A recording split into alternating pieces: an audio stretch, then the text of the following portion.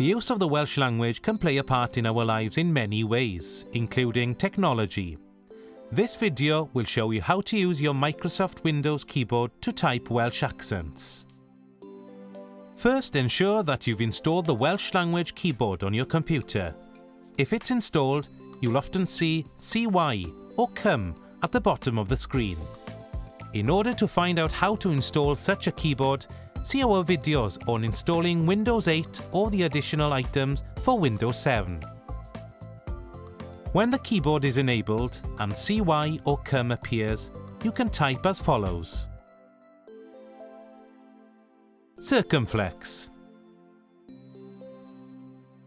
In order to type a circumflex on a vowel, all you need to do is hold down Alt-GR next to the spacebar and then press the key 6 above QWERTY. This key has a circumflex on it. Nothing will happen until you release both keys and then press the desired vowel. If this doesn't work on W or Y, check to see whether the Welsh keyboard is actually enabled. Acute Accents. In order to type an acute accent, such as in caniatáu, hold down Alt-GR and press any vowel. Grave accent.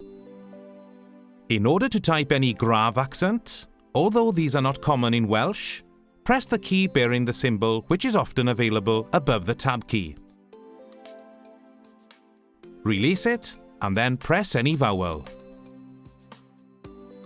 Umlaut or diaresis. In order to type an umlaut, for example in partion, the same principle is followed. Hold down Alt-GR and press the 2 key above QWERTY.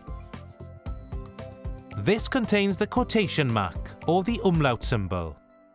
Release both keys, then press the desired vowel.